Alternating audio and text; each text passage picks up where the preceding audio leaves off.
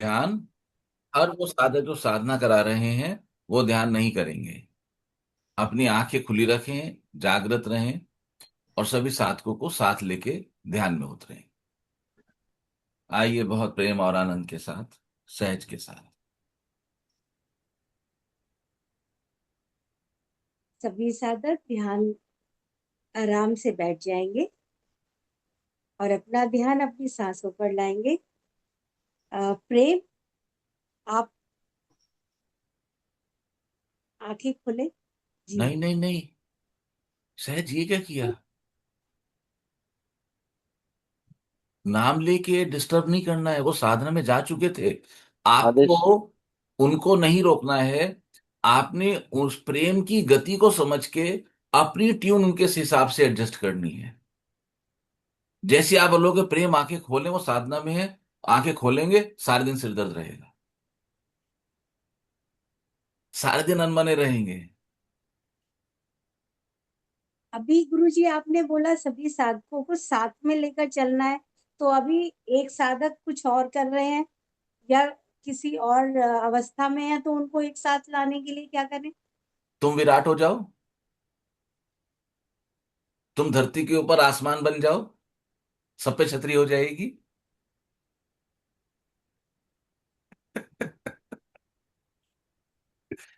साधना कराना तुम्हारी विराटता है, तुम विराट हो रहे हो। जब आपको साधना कराने का अवसर मिलेगा तो आप अपनी विराटता में बरतिए, कि आप इस कदर विराट हो रहे हैं कि हर प्रकृति का साधक आपके भीतर समाया जा रहा है। ये बाड़े के हाँकने का काम नहीं है कि सभी भेड़ या बकरियों को एक साथ हाँक दिया जाए, संभव ही नहीं। सबकी आध्यात्मिक और चेतना की अवस्था अलग अलग है। एक साधना कराने वाले साधक का कर्तव्य है कि वो उन सभी की साधनाओं को एक दृष्टि डाल के जान ले, बस एक दृष्टि। तुम्हें आदेश हुआ तुम साधना कराओ, तुमने सबके चेहरे देखे, तुम्हें समझ आ गई। अब आपको अपनी वाणी में वो लचक और अपने शब्दों के चयन में वो शब्द सेलेक्ट करने हैं जो सबके लिए सुभित है। ये पंचम चक्र की यात्रा है सहज, ये गले की यात्रा है, ये हृदय चक्र से ऊपर की यात्रा है। साधना कराना कोई बच्चों का खेल नहीं है।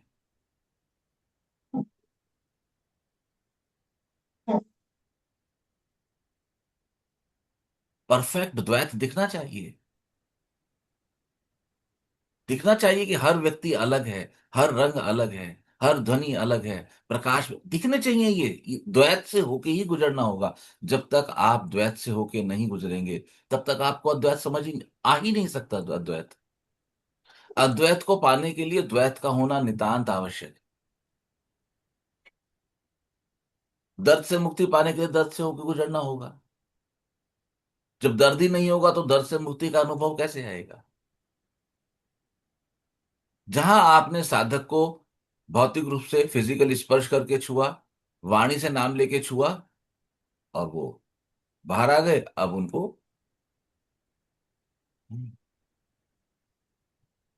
कितने साल में अभी तक ये ख्याल नहीं किया कि मैं मजबूरी में कभी किसी का नाम लेता हूं, वो भी जब हमें सेशन को क्लोज कर रहे होते हैं। आप इसका मतलब जो रिकॉर्डिंग्स है वो नहीं देखती? नहीं, गलत कर रहे हो, ऐसे नहीं होगा। ये बच्चों का खेल नहीं है। आप किसी व्यक्ति की नाड़ियों के साथ क्रीड़ा कर रहे हैं। ये साधना है। चलो दोबारा शुरू करो।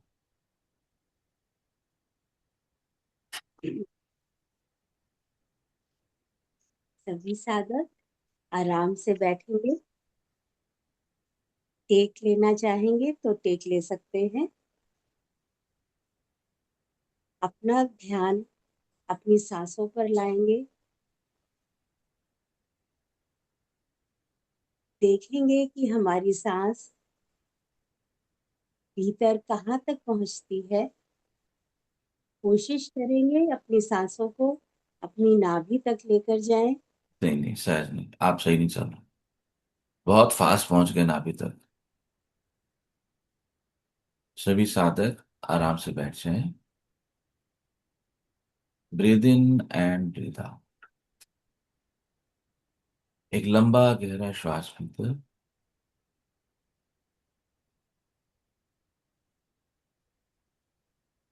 एक लंबा गहरा श्वास बाहर।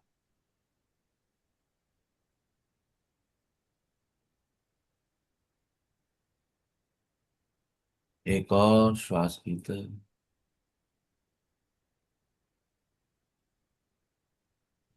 एक और श्वास बाहर।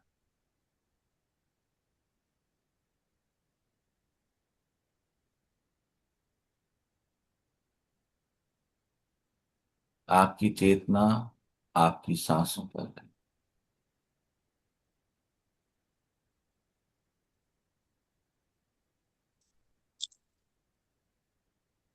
और आप अपने सांसों को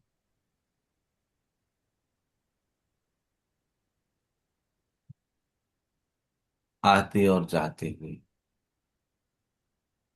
देख रहे हैं।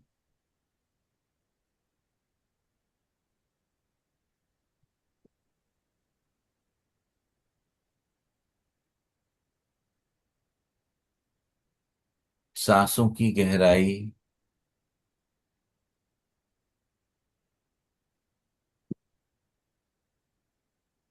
सांसों की गरमाई,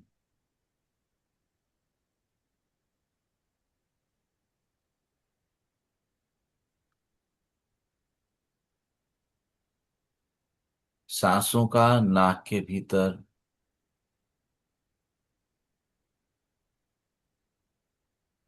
किसी बिंदु पर टकराने का स्थान,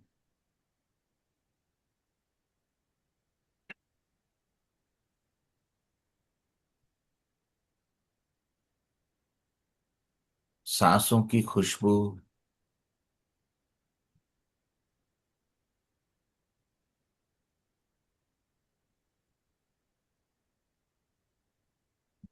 ये सब आपको धीरे धीरे अनुभव में आने लगता है।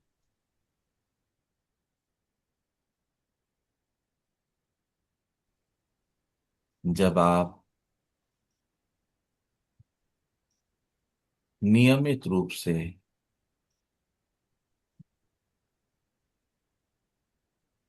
साधना के लिए बैठने लगते हैं,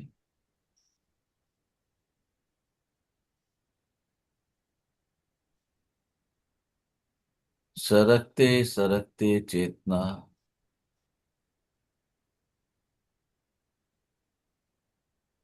नाक से होकर बहने वाली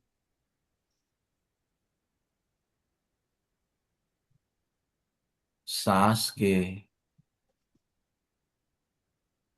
अधिक समीप, अधिक निकटता से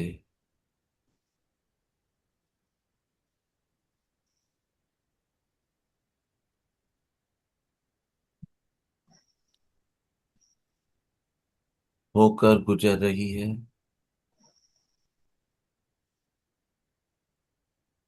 और जितनी जितनी चेतना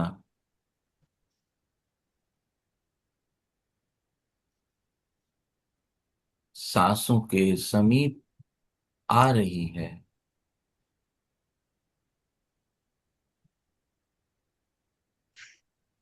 उसी क्रमानुपात में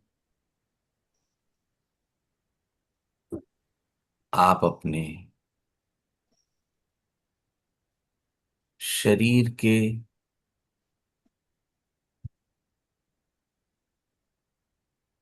कुछ अवयवों के प्रति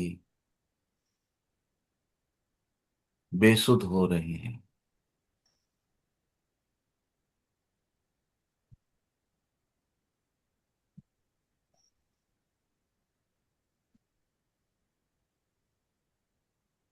शरीर के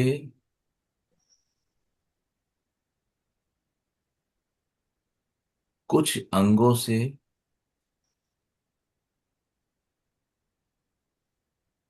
जब से चेतना सिमट कर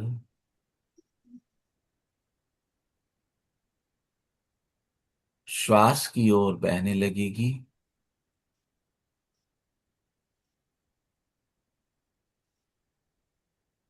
तो भौतिक शरीर के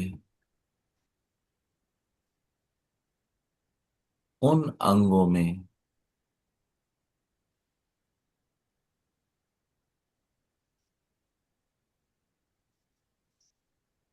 हमारा कनेक्ट बेखबर हो जाएगा।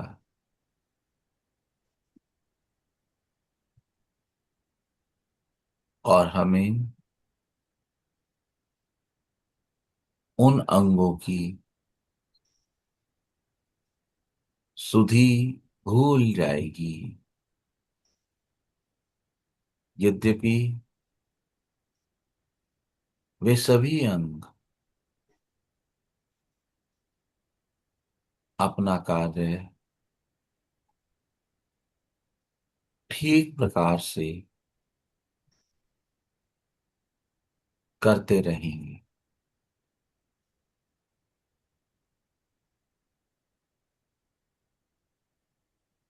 चेतना के सिमटने की वो अवस्था, जब चेतना पूरी तरह से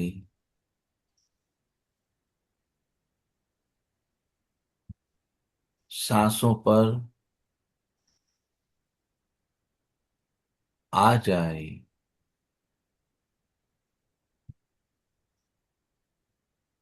तब साधक को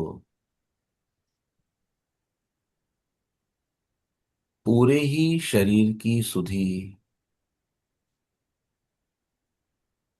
भूल जाती है।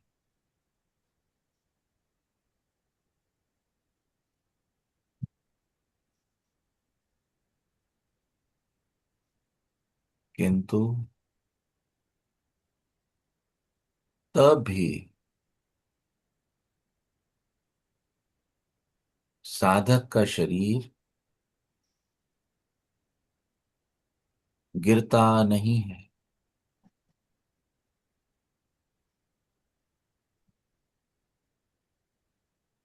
वो जड़वत या यंत्रवत होकर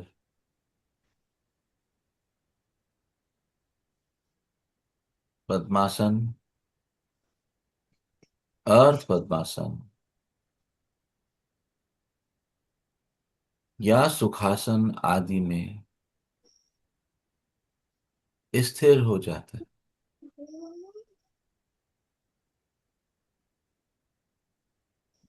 शरीर के सभी अवयव ऑटोमेशन में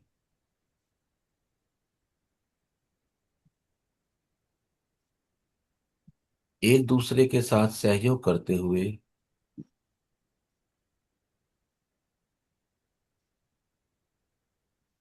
पूरी एफिशिएंसी से काम करते रहते हैं। ये शरीर का मसला है, तुम्हारा नहीं।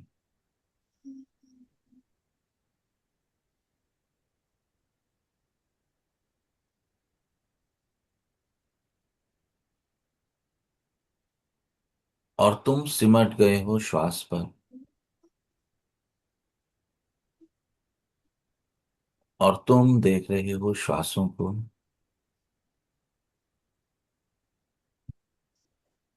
और तुम जान रहे हो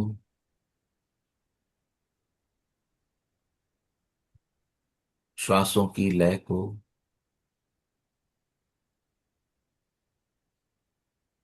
तुम्हारा शरीर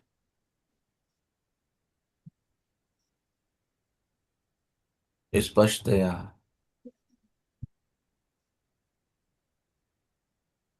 क्रियाशीलता के आधार पर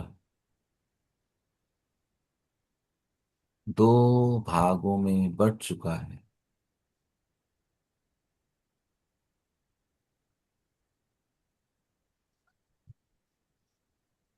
या कहीं कि तुम दो भागों में विभाजित हो चुके हो।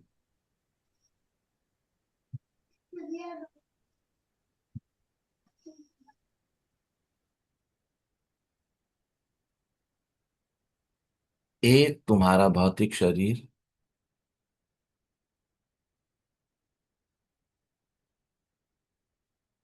जो प्रकृति की व्यवस्था के अनुरूप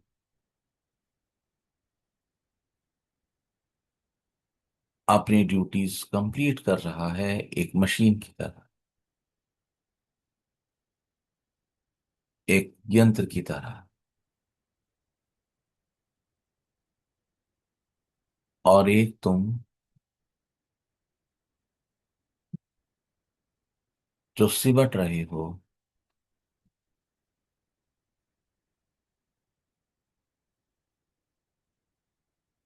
अपनी आती और जाती हुई,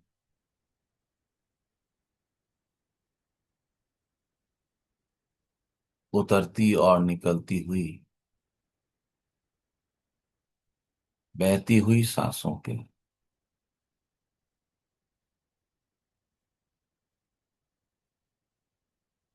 ये विभाजन एक शुभ विभाजन,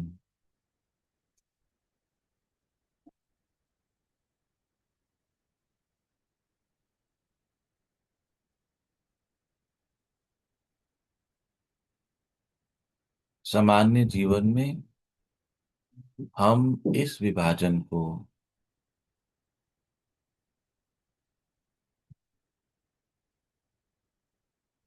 ना देख पाते हैं ना जान पाते।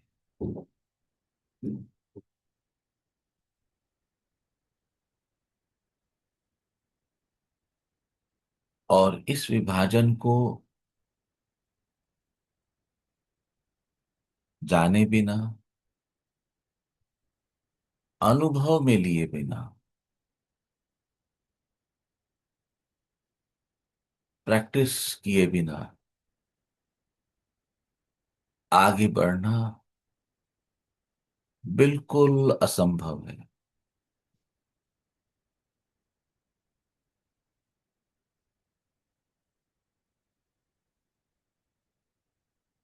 यदि अब इस समय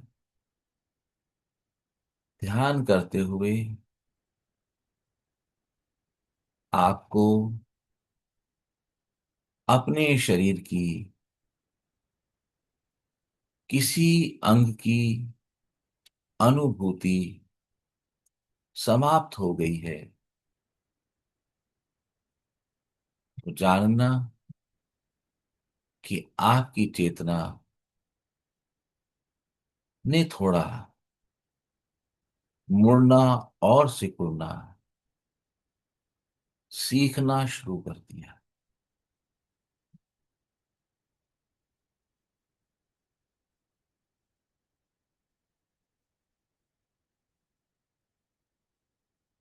चेतना की इसी अवस्था में बैठे हुए अपने शरीर पर नजर दौड़ाएं, तो आप पाएंगे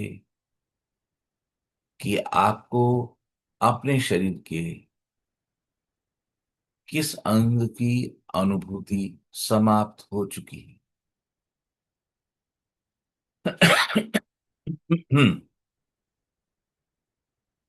यद्यपि आपके हृदय से होकर बहने वाला रक्त लगातार उस अंग में संचरण कर रहा है, कुछ समय के लिए अपने शरीर की इस अनुभूति को अनुभव में लें। कुछ समय के लिए मैं आपको आपके साथ छोड़ता हूं और मेरी वाणी आपको नहीं सुनाई देगी। कृपया इसको अनुभव में लें। कुछ थोड़ी देर में आपके कानों में मेरी वाणी फिर से आएगी।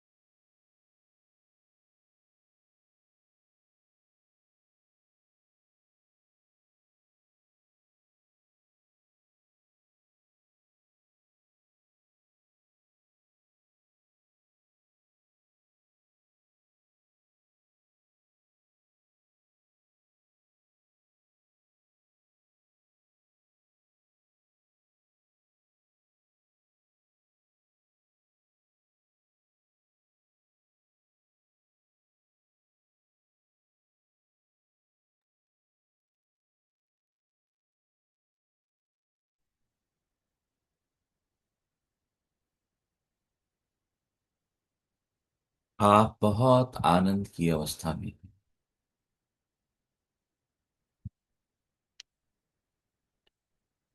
आप बहुत आनंदित और रिलैक्स महसूस कर रहे हैं।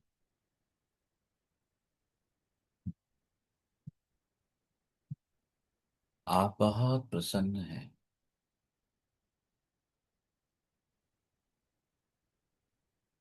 आपके शरीर से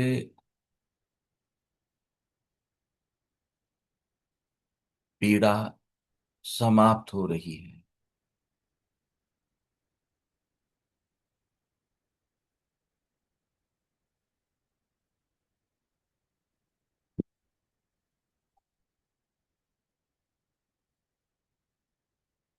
आपके शरीर को आवश्यकता के अनुसार हीलिंग मिल रही है।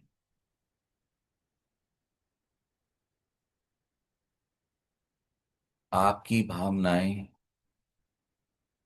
संतुलन में बरत रही है।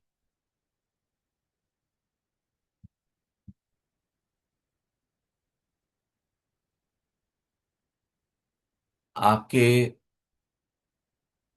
मन और हृदय पर पड़ी भावनात्मक चोटें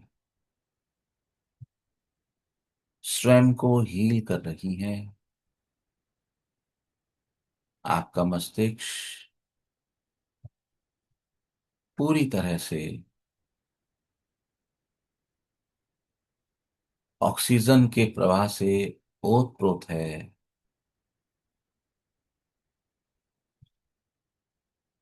और बिल्कुल हल्का है।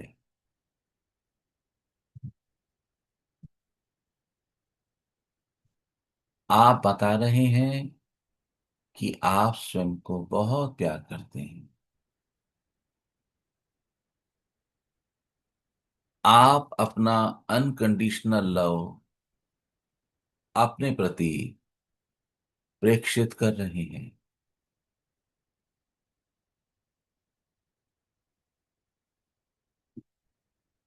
आप धीरे धीरे होठों को हिलाकर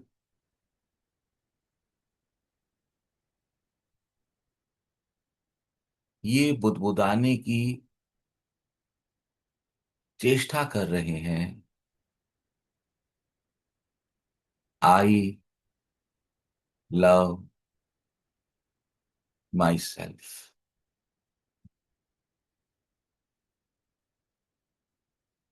आप धीरे धीरे अपने होठों से स्वयं को बुदबुदाकर कह रहे हैं कि मैं अपने को बहुत प्रेम करता हूं। मैं अपने को बहुत प्रेम करती हूँ। कृपया धीरे से अपने होठों को खोलने की चेष्टा करें और बुदबुदाइए, I love myself, I love my self.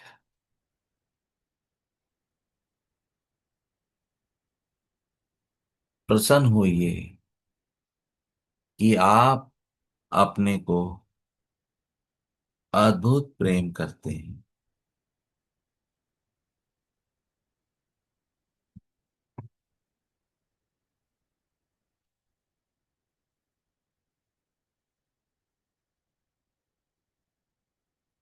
स्वयं को कहकर अपना प्रेम अपने पति प्रति प्रेक्षित करके अब आपकी चेतना आपकी सांसों से होकर आपके सारे शरीर पर फैलती जा रही।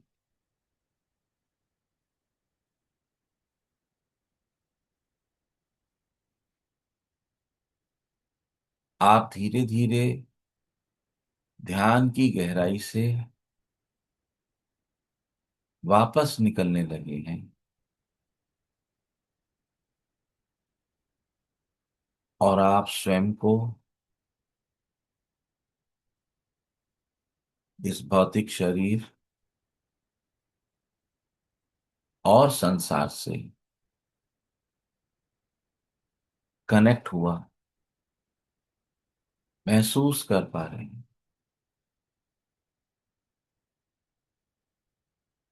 आप अपने हाथों की अंगुलियों के पोरों को हिला रहे हैं और अंगुली अंगूठे के पोरों का आपस में घर्षण कर रहे हैं। आप अपने दोनों हाथों की हथेलियों को आपस में मिलाकर घर्षण करना प्रारंभ कर रहे हैं।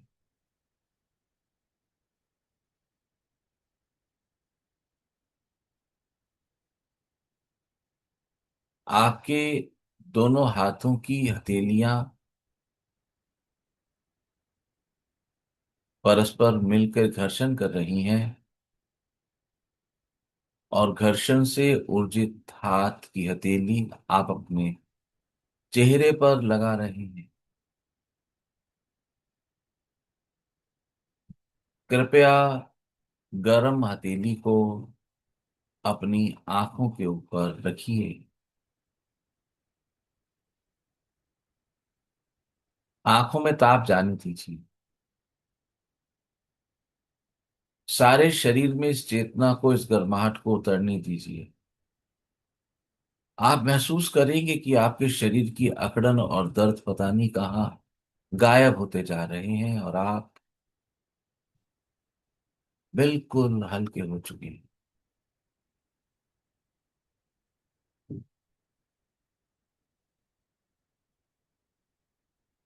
यदि आवश्यकता हो तो यही क्रिया दोबारा दोहराई जा सकती है। यदि आपको लगता है कि मुझे अभी अपने शरीर को और ऊर्जा देनी है, तो आप इस समय यही क्रिया पुनः दोहरा सकते हैं। पुनः दोहराने के क्रम में अब आप अपनी उलझी हथेलियों को अपनी आंखों के साथ अपने सिर, गर्दन, कंधे और शरीर के अन्य हिस्सों पर फेर सकते हैं। आपके शरीर के जिस अंग में किसी रोग का निवास हो, दर्द या पीड़ा रहे, बहुत अच्छे कर रहे हैं आप सब। बहुत अच्छे स्वतंत्र गुप्ता जी, बहुत अच्छे से कर रहे हैं।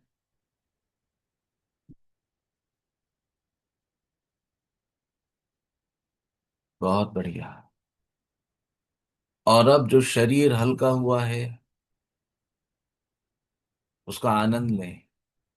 शरीर की अकड़न जकड़न, दर्द में जो रिलैक्स फील हो रहा है, उसका आनंद लें।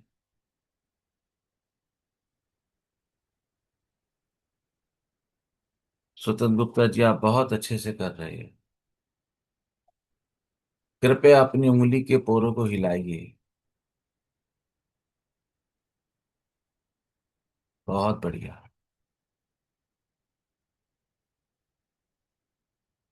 धीरे धीरे सभी साधक अपनी आंखों को खुल जाने देंगे।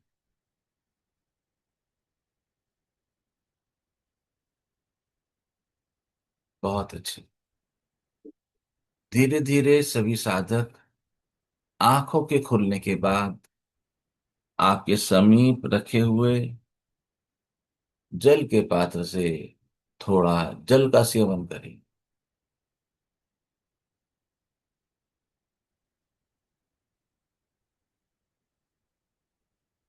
इसके बाद यदि किसी साधक को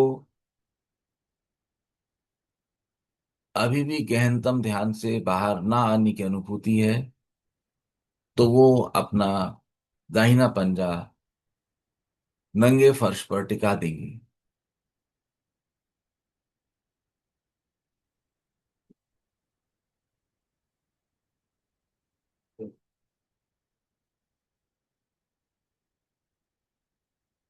बहुत अच्छे। आप साधक कुछ कहना चाहते हैं, कुछ पूछना चाहते हैं, तो अपनी बात कह सकते हैं।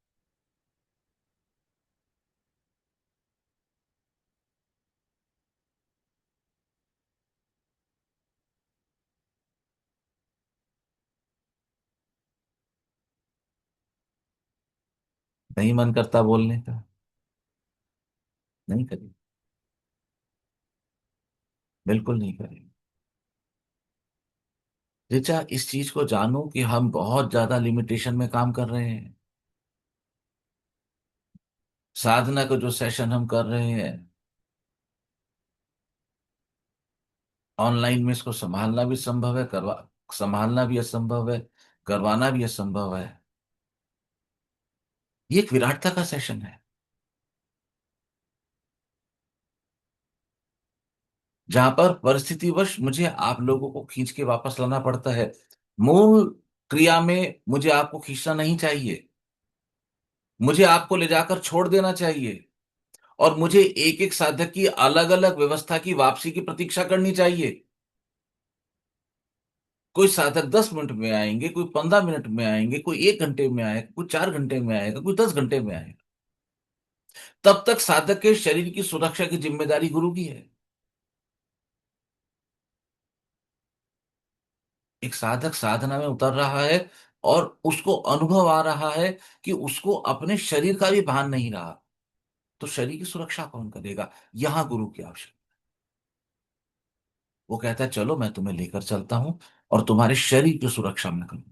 तुम दो हिस्सों में विभाजित हो चुके हो।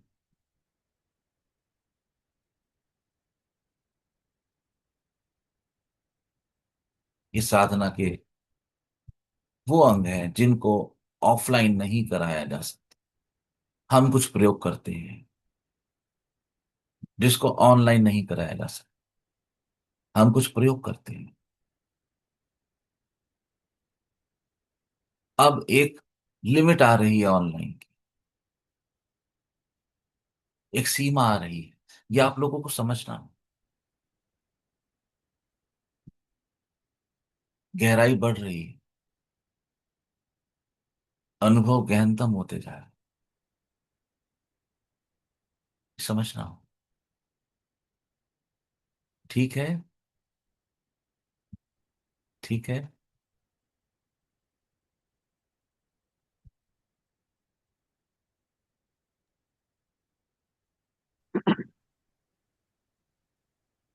जो शुरू का आधा एक मिनट था, वो संतुष्ट कर गया था। बात की जरूरत नहीं थी। बहुत बढ़िया। बार बार क्यों दर्शन करने हैं? क्यों करने हैं? स्वतंत्र गुप्ता जी ने कहा था ना, दर्शन का मन करता है।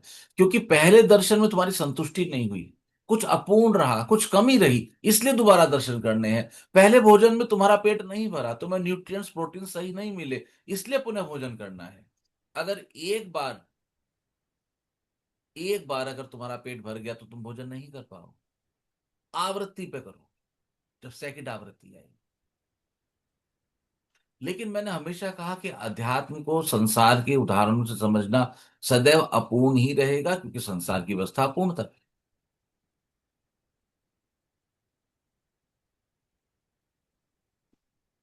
तो तुम कहोगे कि जी हमने दोपहर को भोजन किया, अब रात को करेंगे, तर्क सही है। लेकिन तर्क का एप्लीकेशन गलत है। भक्ति, ध्यान, साधना, ईश्वरीय मार्ग, ये तर्क के विषय नहीं है। हमें संसार से तर्क उठा के अंडरस्टैंड करने में मदद मिलती है, इसलिए उठाए जाते हैं, उस व्यवस्था को समझने के लिए। आपको ईश्वरीय दर्शन हो गए, अब दोबारा करोगे क्या? बस हो गए तो हो गए, बात खत्म हो गई। तो श्री विग्रह में ईश्वर विराजमान है, और तुम कहो मैं हर 15 दिन जाऊं बिहारी जी, तो देखो वृंदावन का क्या हाल है। देखिए क्या हाल है वृंदावन का।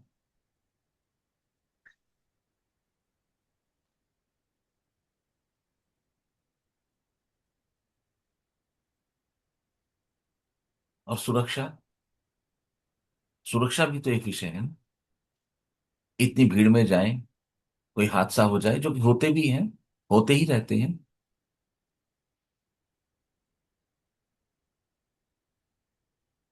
तो एक बार जाओ और छक्कर आओ।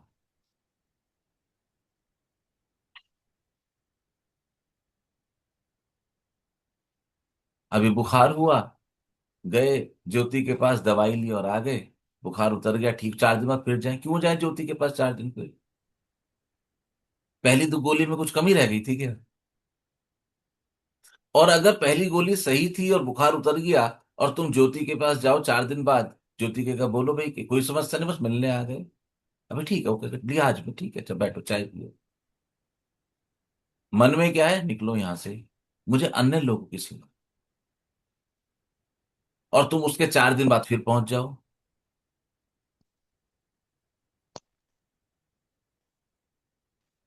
अब ज्योति तुम्हें और कम समय दे रहे हैं, उनकी फोकस तुम्हारे पर बिल्कुल भी नहीं है, और वो तुम्हें जल्दी से रवाना कर रहे हैं, और तुम फिर 4 दिन बाद पहुंच जाओ। अब ज्योति तुम्हें नहीं है। बोलेंगे उनको, बोलो कि डॉक्टर साहब ओटी में है, ऑपरेशन थिएटर में। और फिर वो फोन करेंगे गार्ड को कि क्या वो सज्जन चले गए? हाँ चले गए, आज के बाद आए तो एंट्री मत देना। व्यवस्था में खलल पैदा करते हैं। तुम धर्म क्षेत्र की व्यवस्था में खलल पैदा करते हो।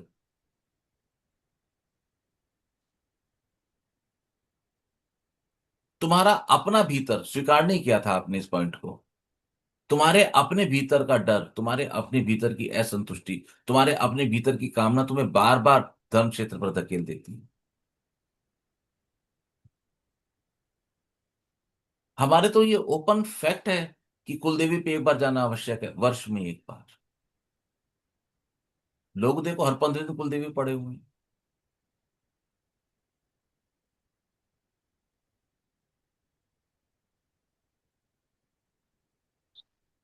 अपने जीवन की व्यवस्थाओं को संतुलित कीजिए और जीवन में ध्यान धर्म को अपनाइए। आपका जी करे बैठ जाओ 10 मिनट,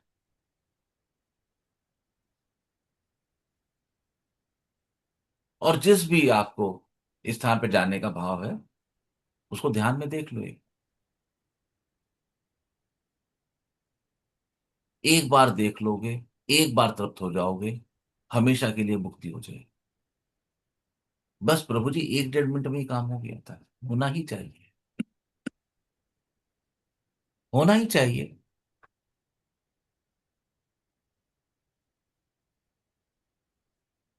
बार बार बार बार कितनी बार? जितनी असंतुष्टि उतनी ही जन्म, उतनी लंबी यात्रा। बिल्कुल ठीक कहा आपने। बस 1 डेढ़ मिनट। ठीक है। नहीं, अभी कुछ और भी शेयर करना है। हाँ। अब बहुत एक स्वतः ही एक बहुत बड़े चमकदार क्षेत्र में प्रवेश हो जाता है। वो बात बात में करें। आज। और कुछ? वो ये बात आप व्यक्तिगत करना मुझे फोन करके। आज। और कोई? ठीक है। आप लोग ध्यान साधना करते रहें। श्री धाम अयोध्या दर्शन के अनुभव, क्योंकि अभी आप सब लोग एक उस अवस्था में है कि जहां पर बात करने की अवस्था में नहीं है। 10 मिनट बैठे रहना अभी। अगले शनिवार आप सबका कल्याण हो। नारायण हरि।